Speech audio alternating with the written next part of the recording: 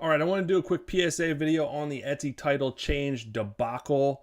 Quick, short, and sweet version. Spoiler alert, don't change your titles without watching this video first, right? Because it's messing a lot of people's listings up, traffic, shops, all the things that you absolutely don't want. So you're probably like, well, why the heck would Etsy recommend changing the titles then if it's going to tank my listings, tank my shop? Well, what they don't realize or didn't realize or just didn't communicate effectively is that as part of the algorithm and as part of the way that SEO works when it comes to Etsy is your listings, once they are launched, compile a bunch of data. They compile a bunch of interactions from customers, whether the customers click into the listings, whether the customers buy the listings, what kind of customers are looking at those listings. So all that stuff is compiled, and it helps play into one of the variables that helps rank those listings, that helps show the listings. There's a bunch of other variables at play, including, as well as the keywords that you're using in your listings, the pictures, reviews, all the things, lots of variables, right?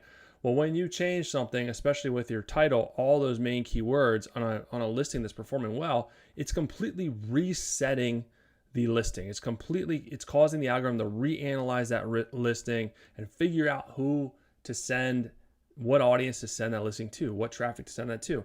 And what that usually does with a good performing listing is it tanks it because it's already performing the best that it's going to perform. And this is the reason that people get greedy and they change their stuff and it performs worse because it's already performing well. Don't mess with it. Don't touch it. So a lot of people are going in and assuming because these new guidelines are out and new recommendations are out that it's going to help all their stuff, and it's not. It's doing the absolute opposite. So what you have to keep in mind is for your listings that are performing decent or well, don't mess with them. Don't touch them. Now, for new listings, if you have new stuff or underperforming listings, sure, you can try this new tactic. You can try these new strategies.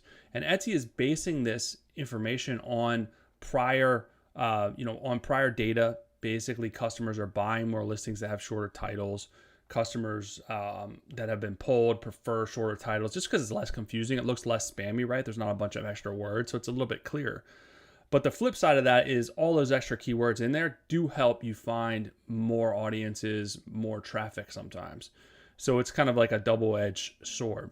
So I would say for new stuff, go ahead and maybe shorten your titles a little bit. Make sure you have the best keywords in there, the most specific keywords in there.